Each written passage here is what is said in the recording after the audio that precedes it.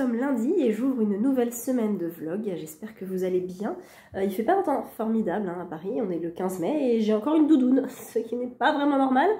Les roses commencent à s'ouvrir dans le jardin, mais la glycine que j'ai ne fleurit pas. Elle est bizarrement pas du tout ouverte comme d'habitude, donc c'est vraiment une année très étrange pour la nature. Mais bon, c'est comme ça, on fait avec. J'espère que la fin du mois de mai sera un petit peu meilleure quand même. Je crois qu'à partir de demain, il fait beau. Et que ça remonte un peu parce que 7 le matin, ça pique un petit peu, je vous avoue, au mois de mai. Mais bon. Alors, au niveau lecture, ce week-end, j'ai terminé Meurtre et Cheesecake aux cerises, qui est donc le tome 7 des aventures de Anna Svensson, paru au Cherche-Midi. Et ça tombe très bien parce que je viens de recevoir le tome 8, qui est donc Meurtre et tarte au citron, qui est aussi gros que le tome 7. Et je peux d'ores et déjà vous dire que le tome 8 paraîtra en octobre et s'appellera Meurtre et Carotte Cake. Parfait pour Halloween, ça sera impeccable. Donc dans ce tome 7, comme je vous le disais dans le vlog précédent, on est dans une construction un petit peu particulière avec un prologue dans lequel il se passe quelque chose de terrible. Et on va remonter 2 semaines plus tôt. Et donc en fait le tome 7 va dérouler ces 2 semaines. Et je trouvais ça intéressant parce qu'en fait le meurtre n'est pas placé à l'endroit d'habitude. En fait. Et donc comment dire, on connaît déjà l'action du début, enfin l'événement du début. Donc on va savoir, enfin on va se demander pourquoi et comment cet événement a été possible. Du coup je trouve que ça donne un autre dynamisme au roman. Parce que c'est vrai qu'on a un peu habitué depuis 6 tomes à avoir une construction un petit peu similaire. Ce qui n'est pas pour me déplaire. Mais là, ça change un petit peu d'habitude. On est toujours avec Anna, on est toujours avec Mike et Norman. J'aime beaucoup le trio. J'aime beaucoup la situation rocambolesque dans laquelle se met Anna et comment elle s'en sort aussi. C'est assez intéressant. Vraiment, c'est un de mes tomes préférés, je pense. J'aurai toujours une affinité particulière pour le tome 1 parce que c'est comme ça que j'ai découvert la série et j'adore ce tome 1. Mais c'est vrai que celui-là... est quand même particulier. Donc on est avec une équipe de cinéma qui va tourner à Lake Eden et les habitants de la ville vont participer à ce tournage, mais on découvre voilà, des petits secrets, des petites choses entre les acteurs, des choses pas très nettes.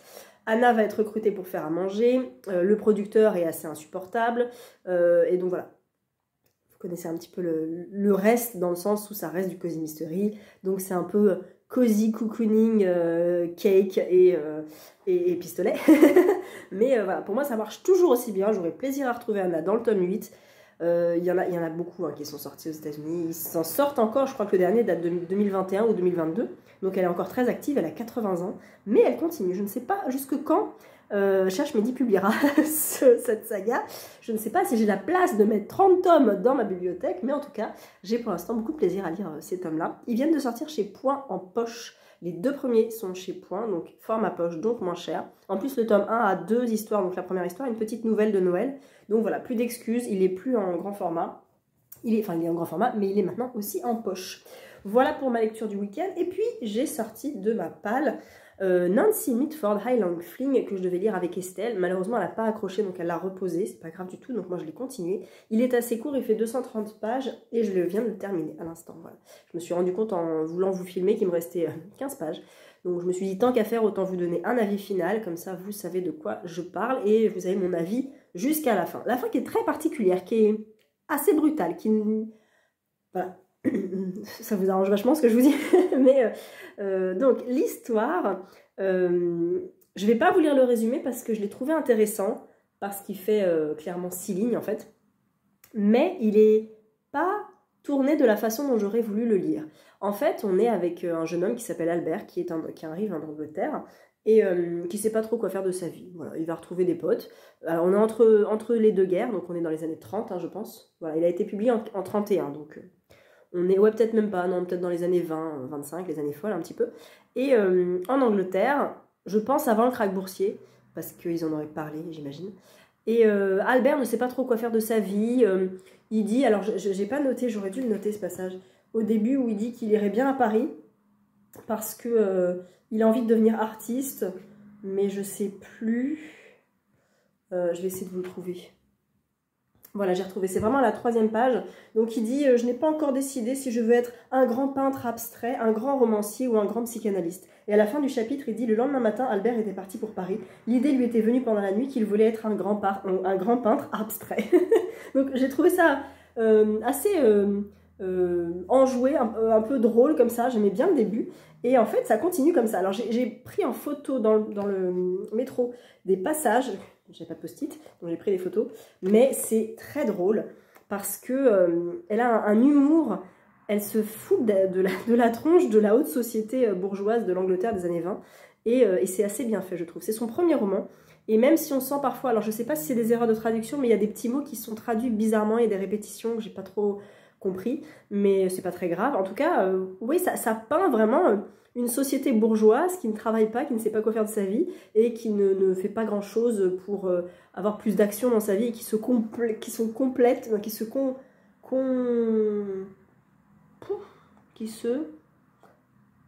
satisfait de sa vie, mais qui s'en plaint quand même. Voilà. Donc c'est assez, ils sont assez détestables, mais c'est drôle. Et en fait, je vais vous lire la fin du résumé qui dit « Avec un humour grinçant, elle y dépeint les us et coutumes de ses contemporains aisés et insouciants en cette période d'entre-deux-guerres. » Et c'est tout à fait ça. Et en fait, le début n'est pas... Enfin, pour moi, c'est pas un bon résumé. Donc, je vous disais qu'il y a Albert qui arrive en Angleterre. Finalement, il repart pour Paris. Et on le suit, je crois, 1 ou 2 ans plus tard. Il retourne en Angleterre, donc il retrouve ses copains. Et là, ils vont avoir un événement particulier. Il y a 2 de ses amis qui vont avoir pour travail... de garder une maison pendant un été et ils se disent cool, on va faire des fêtes, ça va être chouette, années 20, tout ça, voilà. Et donc ils invitent pas mal de personnes, dont une femme qui s'appelle Jane Dacre, qui est fille d'aristocrate et qui va s'éprendre de Albert. Donc à partir de là, il va y avoir quelque chose qui va se construire, mais tout n'est pas centré autour de Jane et Albert. En fait, il faut dézoomer un petit peu pour comprendre que Nancy Mitford, vraiment, elle a un œil très, très...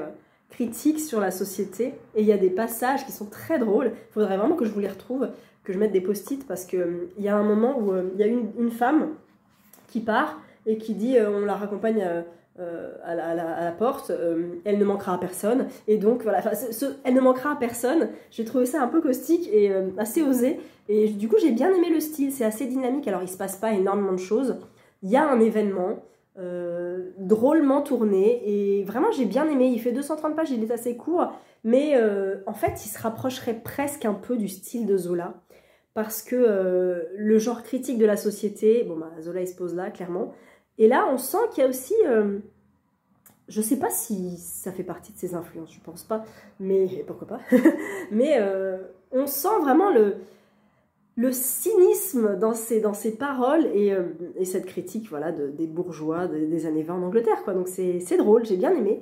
Et puis la fin, par contre, en fait, il se passe un dernier événement, un dernier retournement de situation où on se dit « Ah, ok, ça va se finir comme ça, en suspens. » Et en fait, ça retombe, mais c'est pas que ça retombe négativement, c'est que ça retombe et pouf, elle nous coupe l'herbe sous le pied juste là, en nous laissant quoi, un petit peu comme ça. Mais j'ai bien aimé, vraiment, c'est pas un coup de cœur, c'est une bonne lecture. J'ai bien aimé le style et je serais curieuse d'en lire d'autres parce que vu que c'est son premier roman, je pense qu'il y en a d'autres qui sont quand même plus connus que celui-ci, notamment le Tir au pigeon, je crois. Ouais, Tir au pigeon, bah ça doit être ça, Tir au pigeon. Voilà. Donc n'hésitez pas à me dire si vous avez déjà lu du Nancy Mitford, mais celui-ci en tout cas est assez sympa. J'adore la couverture, je la trouve extrêmement bien représentative, extrêmement représentative du contenu du livre. Voilà, je ne vais pas commencer de nouvelles lectures aujourd'hui, je vais écouter mon livre audio. Par contre, demain, je démarre Les Meurtres Zen, tome 2, Les Meurtres pour lâcher prise, toujours de Karsten Duss, toujours au Cherche Midi. J'avais adoré le tome 1, j'avais trouvé ça hyper drôle, un thriller, développement personnel, c'était vraiment extra. Donc je ne sais pas si je peux vous lire le résumé. Si, il n'y a guère de métier plus éprouvant pour les nerfs que celui d'avocat de la mafia. Björn, dit Emil, en sait quelque chose. Par bonheur, il a trouvé une solution pour en finir avec le stress et l'anxiété qui minaient son quotidien. La méditation de pleine conscience. À l'aide d'un coach, il a ainsi réussi à faire ses premiers pas sur le chemin du bien-être. Oui, alors le tome 1, les premiers pas, ils sont quand même assez tordants. Hein. Et aujourd'hui, tant sa vie professionnelle que ses relations avec sa femme et sa fille se sont nettement améliorées. Parfait. Je vais arrêter là. Non, je peux. Ouais. Björn n'est pourtant pas tout à fait au bout de ses peines. Pour véritablement lâcher prise et profiter du moment présent, il a en effet omis quelques étapes importantes. Alors que les cadavres s'accumulent, il lui est maintenant urgent d'apprendre à éliminer son stress sans pour autant éliminer ceux qui le provoquent. Voilà, j'adore. J'adore. Et c'est en cours d'adaptation sur Netflix. C'est une saga allemande. Et c'est sa première saga, c'était son premier roman, le tome 1.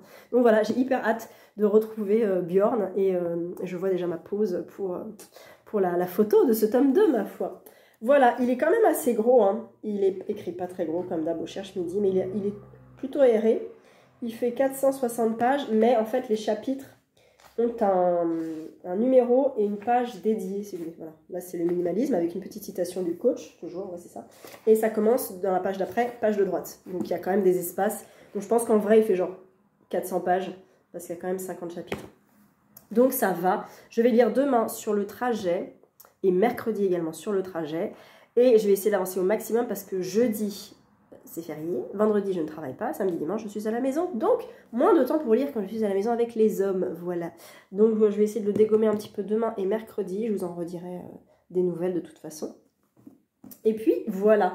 Là, je vais filmer des tops pour vous pour les grandes vacances. Parce que je vais moins vlogger pendant les vacances. Donc, je vais essayer quand même de vous proposer du contenu pendant cette période-là, qui est longue, hein, de mois. Et donc, j'ai suivi vos conseils. Il y a quelques vidéos, je vous avais demandé si vous vouliez des vidéos dédiées. Et vous m'avez bien aidé. Donc, j'ai un top polar thriller avec 1, 2, 3, 4, 5, 6, 7, 8, 9, 10, 11 livres. Je ne sais pas m'arrêter à 10. J'ai un top king. J'en ai 6. Mais en sachant que, en fait, j'en ai plus que ça. Hein. Clairement, j'en ai lu 38. Hein, donc, bon, voilà. J'ai un top, alors j'ai un tag aussi que je voulais reprendre de chez Nadia, Madame rêve encore de livres, c'est le tag livres et couleurs, mais ça je peux pas le préparer, il faut juste que j'ai les couleurs sous les yeux et que je fasse dans ma tête un truc hyper instantané en disant si je dis la couleur rouge, bah, c'est ce bouquin là qui me vient, etc. etc. Et puis du coup je vous mettrai les couvertures là. Et j'ai un top littérature japonaise avec des auteurs, et enfin 2 auteurs et 4 romans, enfin 3 romans, enfin bon bref, il y en a 6 et c'est tout ce que j'avais. Au niveau des lectures féministes, bah, j'en parle déjà pas mal pendant Mars au féminin, donc je vous invite à aller voir les vidéos de Mars au féminin et puis d'aller voir les posts aussi sur Instagram parce que je fais des recommandations. Mais voilà, c'est vraiment vous insister, je peux vous faire un top si vous voulez, mais j'ai l'impression que je parle toujours des mêmes bouquins, donc c'est compliqué. Je veux pas trop faire de redites. Donc voilà, je vais vous filmer ça, en sachant qu'il est déjà 2h moins le quart et que j'ai des choses à faire. Mais voilà, entre aujourd'hui et demain, normalement, je peux vous filmer 2 vidéos, a priori, comme ça, il y aura un petit peu de contenu. Et puis, de toute manière, j'ai quand même du temps jusqu'au mois de juin pour filmer. Voilà, je voulais vous parler de quoi d'autre? Ah oui, j'ai mis un post, c'était quand? Samedi, je crois, en ligne, sur Bookstagram, sur... pourquoi on est ici, pourquoi on poste nos avis lecture, pourquoi on est là de base en fait. Et de base, on est là pour partager nos lectures, pour en parler, pour découvrir des auteurs, pour découvrir des lectures, pour sortir de notre zone de confort, pour discuter avec des gens qu'on n'aurait jamais abordés dans la rue, pour se retrouver dans des salons, pour voir le contenu des autres, pour être finalement dans un espèce d'élan de bienveillance. C'est pour ça que j'ai fait sponsoriser ce post par les bisounours et les petits cœurs en chocolat. Parce que parfois, j'ai l'impression... que le jugement prend le pas sur la passion et c'est un petit peu dommage parce que on lit tous, on est tous là parce qu'on lit ce qu'on veut, on lit ce qu'on peut, on lit comme on peut, on lit comme on veut, on lit tout ce qu'on veut, on lit 10 bouquins par mois, 20, 30, 2, on s'en fiche en fait, le plus important c'est de lire.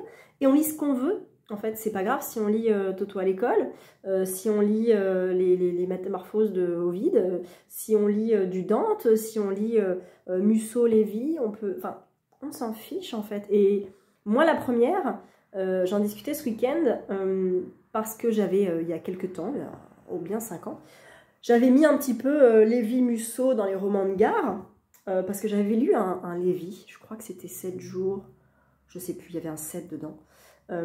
J'avais pas trop aimé, j'avais 20 ans, voilà, c'était peut-être pas trop le temps. Et puis j'ai mis Musso aussi dans les romans de gare. Et Ludivine, lecture du chapitre, qui aime beaucoup Musso, m'a offert Central Park. Et j'avais adoré Central Park. Et j'ai revu mon jugement en disant, mais en fait, ouais, bah moi j'ai adoré. Et je m'en fous que ce soit considéré comme du roman de gare. Moi j'ai bien aimé, j'ai beaucoup aimé. J'ai trouvé ça bien construit, efficace. Et j'en lirai avec plaisir. Et du coup, j'ai oublié ce terme de roman de gare qui, j'ai l'impression, n'est plus vraiment employé, tant mieux, pour me dire, mais après tout, lisons ce qu'on veut et on s'en fiche, quoi, en fait. Donc, c'est quand même pas mal, des fois, de dézoomer un tout petit peu et de se dire, ouais, mais à la base, t'es là pour quoi, en fait. Même sur Booktube, le partage des vidéos, alors il y a énormément de booktubeurs dans plein de styles différents et chacun va suivre les booktubeurs qu'ils veulent. Et si t'es pas content, eh ben t'arrêtes de la suivre. Et ben sur Insta, c'est pareil.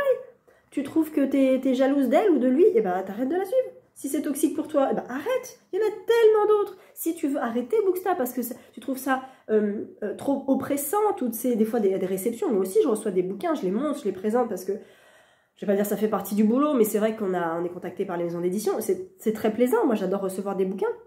Et je les montre parce que ça peut permettre à certaines personnes de dire « Ah tiens, celui-là, il me tente bien. Ah bah tiens, je vais l'acheter. » Donc, mon but, c'est pas de vous faire acheter, c'est de vous partager des lectures, de vous partager des romans que j'ai aimés, que j'ai envie de lire, des auteurs, des thèmes, des challenges, des trucs comme ça. Je veux partager avec vous au maximum. C'est pour ça aussi que je suis sur Booktube, parce que des fois, je me trouve plus spontanée que dans un post où tu passes du temps à écrire un truc. Que là, bah, je dis complètement ce que je pense. Il n'y a rien qui est préparé. Je prends ma caméra, je la pose, j'appuie sur le bouton et je parle.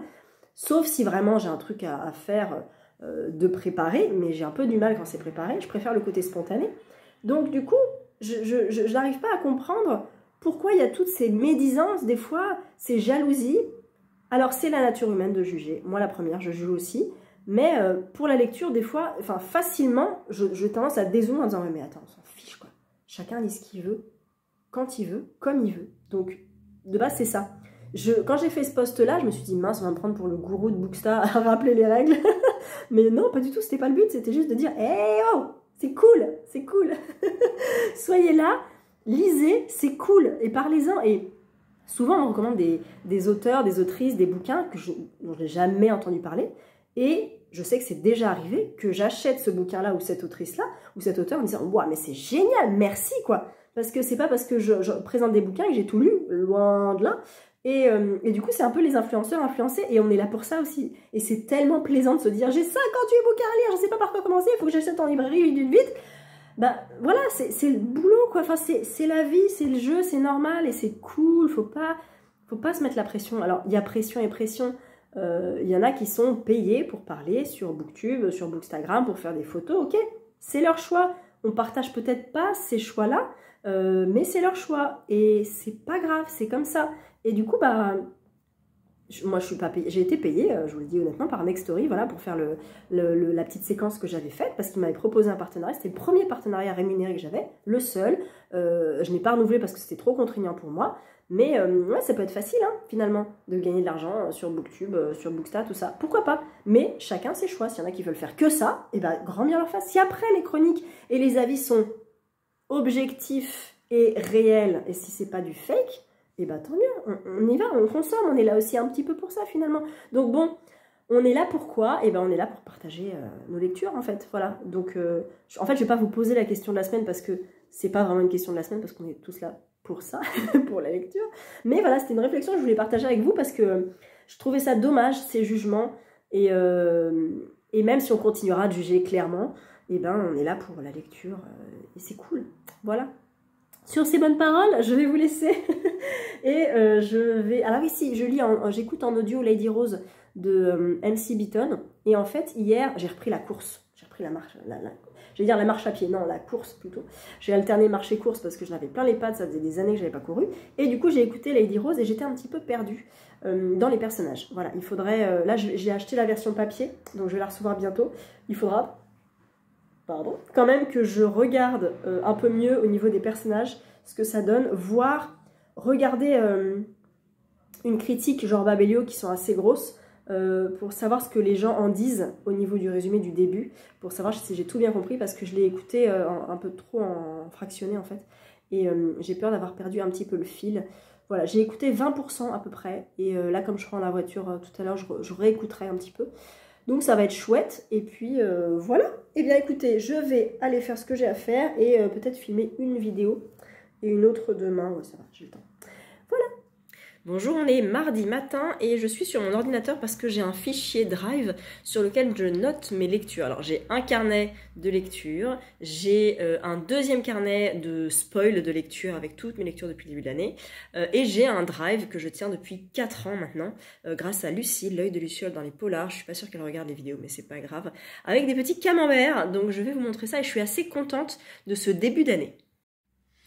Alors, vous pouvez constater ici toutes mes lectures depuis début janvier. Tout ce que j'ai lu, absolument tout.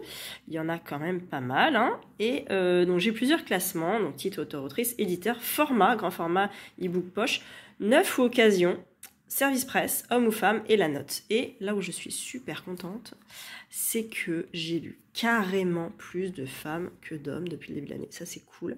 Les SP ne sont pas ma priorité. Je lis plus de poches, quoique... Ah non, je lis un peu plus de grand format. E-book, en audio, quand même pas mal, hein, 12%. Bon, alors au niveau des maisons d'édition, j'en ai plein, blablabla.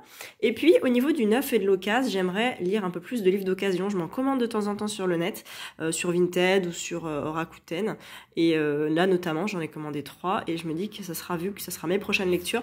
Et bah, c'est bien parce que du coup, je consomme un peu moins de neuf. Donc voilà, je voulais vous montrer ça. Je sais pas si vous faites aussi des petits fichiers comme ça, où je suis peut-être la seule. Mais je crois que je ne suis pas la seule. Donc voilà, j'ai mes lectures aussi 2020, 2021, 2022. Et je fais ça aussi avec les mangas et les... c'est où? C'est là. Les mangas et les BD que je lis depuis 3 ans aussi. Donc ça, c'était 2021. Là, c'est 2023, bon, j'ai pas grand-chose pour l'instant.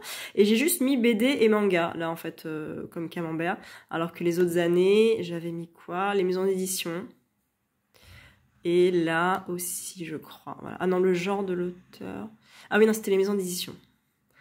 Et les mangas illustrés. Mon nombre de pages, ça m'intéresse pas trop finalement. Mais voilà, du coup, là, au niveau des graphiques, c'était un de mes objectifs de cette année, de lire plus de graphiques. Malheureusement, ça le fait pas trop en ce moment. Alors, il faut que je le remplisse parce que j'ai eu la semaine de... On lit des graphiques, là, donc il faut que je remplisse. J'ai dû en lire 4 de plus, je crois.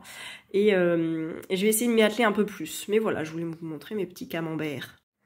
Niveau lecture, il ne s'est pas passé grand chose depuis hier après-midi. Je vais commencer Des meurtres pour lâcher prise de Carsten Dus.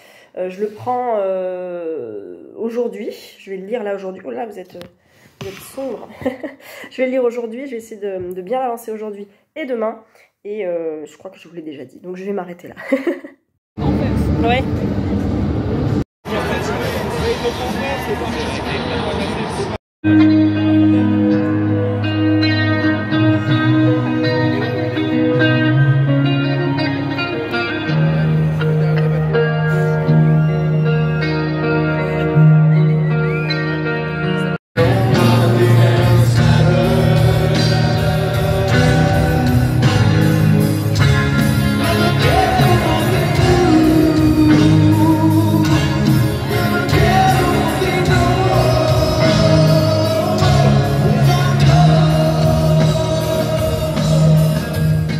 Nous sommes jeudi après-midi et mon fils dort et je suis un petit peu malade parce que hier on était au concert de Metallica et que c'était au Stade de France, donc en extérieur, et qu'on est au mois de mai et un mois de mai qui caille, donc voilà, j'ai attrapé la crève, c'est pas très grave.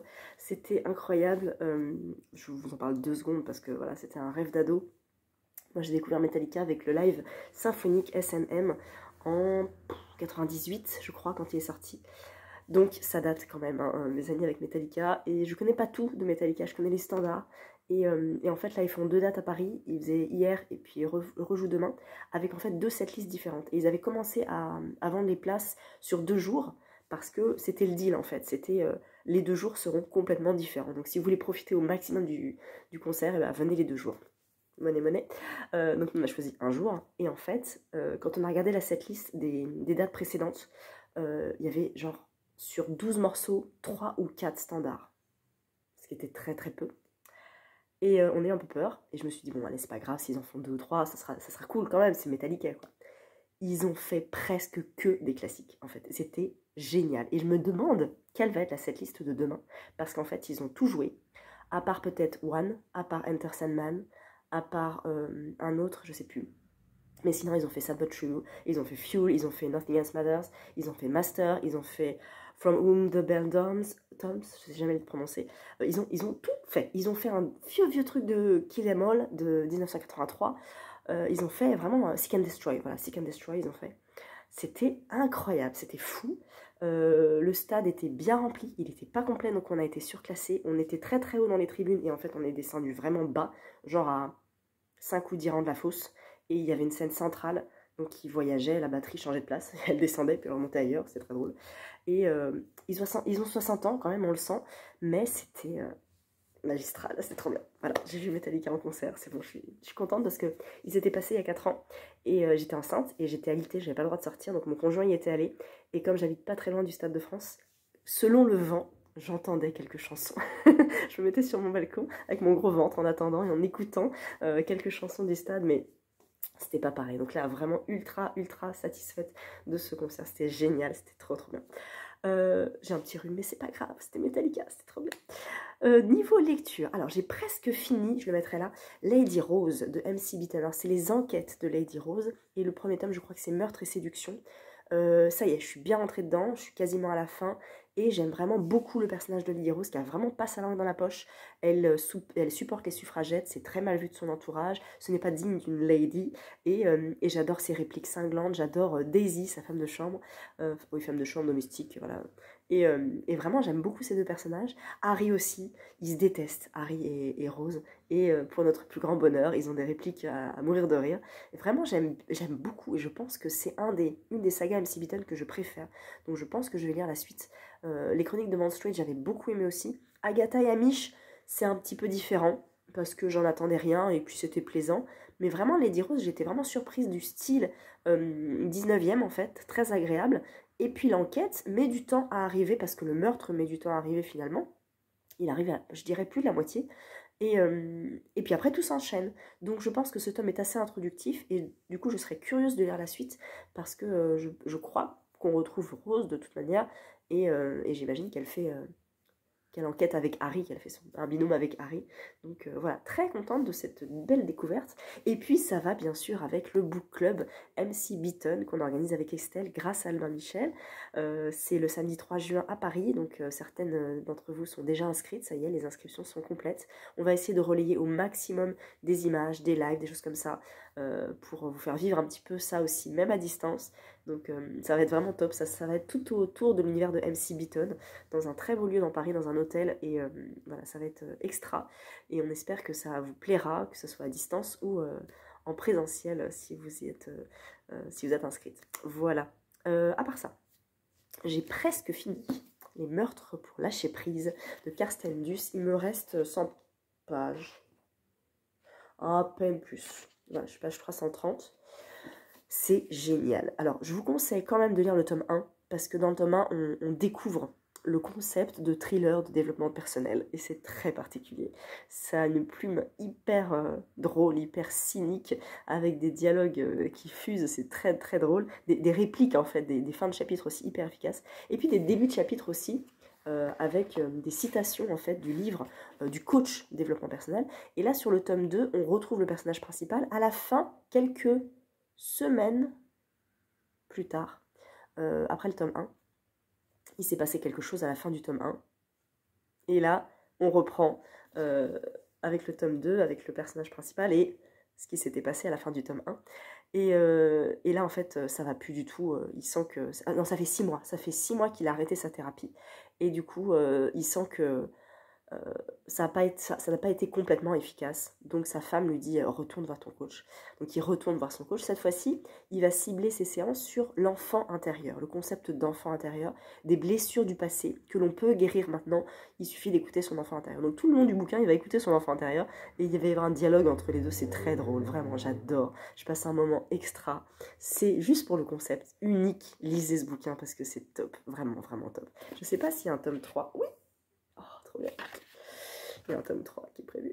Il est prévu quand? Novembre, parfait. Des meurtres pour retrouver son calme. Je suis trop contente. Pèlerinage mortel à Saint-Jacques-de-Compostelle. Oh la vache. Oh my god, ça va être trop bien. Bon, j'ai déjà la posture. C'est la posture du danseur en yoga, ça je la connais. Celle-là, il faut que je fasse ma petite photo. J'avais pas vu le sang. J'avais pas vu. Voilà, c'est une série vraiment qui sort de l'ordinaire. Vraiment. C'est pas Cosy Mystery, hein. C'est thriller. Enfin, c'est pas vraiment du thriller. Si, c'est un peu du thriller. Il n'y a pas forcément de sang, de meurtre. Bon, il y a quelques petites descriptions de temps en temps, mais c'est du... C'est pas polar. Non, c'est thriller. Du thriller de développement personnel. Formidable. Vraiment formidable. Je regrette qu'il soit pas venu au quai du polar parce que vraiment, j'aurais adoré rencontrer l'auteur. J'espère qu'il y aura d'autres occasions. Si le tome 3 est prévu, à mon avis, j'espère, il reviendra sur Paris. En tout cas, je me régale. Et puis, j'aime bien ce dos-là parce que c'est à la verticale. Et c'est bien dans la bibliothèque parce qu'on voit le titre. Donc voilà, j'aime beaucoup. J'ai une petite réception dans ma boîte aux lettres. Alors, je vais pas vous montrer mon adresse, mais voilà, juste pour vous montrer l'enveloppe magnifique qui vient du Courrier du Vent, avec plein de timbres. C'est une jeune femme qui s'appelle Irène qui m'a contactée sur Instagram pour m'envoyer une lettre. En fait, on perd un petit peu la notion de correspondance maintenant. Oh, j'avais pas vu le petit mot. Merci Florence et bienvenue dans l'aventure du Courrier du Vent, amicalement Irène. Oh, j'avais pas vu. Trop gentil. Et donc en fait, Irène est canadienne, je crois. Elle habite au Canada en tout cas. Elle part vivre au Canada. Voilà. Elle habite à Montréal. Elle est d'origine alsacienne. Et en fait, elle se passionne pour les aventurières du 19e siècle et sur l'imaginaire de l'Amérique. Et à partir de ça, elle construit, voilà, je mets la petite carte, elle construit des lettres fictives de femmes du 19e siècle qui écrivent et qui correspondent avec des personnes. Et tous les mois, elle vous propose de recevoir un courrier rempli de plein de petites choses. Moi, j'ai eu 2 jolis petits stickers, ils sont magnifiques. Une petite coupure de journaux, en lien, j'imagine, je ne l'ai pas encore lu, en lien, je pense, avec la lettre. Nous avons aussi une petite photo, un peu énigmatique, on se doute que l'héroïne, c'est celle-là, peut-être, voilà, avec un petit mot au dos. Une lettre avec un cachet et un petit bateau.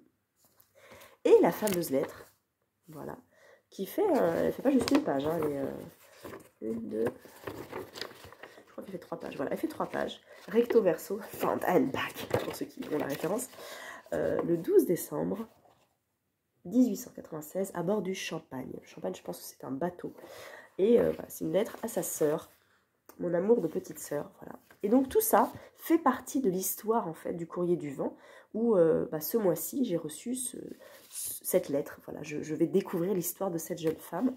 Je ne sais pas son nom. Adrienne. Voilà, elle s'appelle Adrienne. Et elle aurait existé en 1896. En vrai, non, mais je trouve le concept génial. Et en fait, ça fonctionne sous forme d'abonnement. Donc on peut s'abonner tous les mois. Donc on reçoit tous les mois une lettre comme ça, ce format-là, avec plein de petits objets attenants et correspondant justement à l'univers de la lettre. Ça peut être juste pour 3 mois, ça peut être pour 6 mois. Et c'est le plaisir de recevoir une belle lettre dans sa boîte aux lettres. Et je trouvais ça vraiment hyper cool. Donc elle m'a contactée. Merci beaucoup Irène si tu passes par là. Dans la lettre cachetée, il y a, je ne vais pas l'abîmer trop, un petit menu.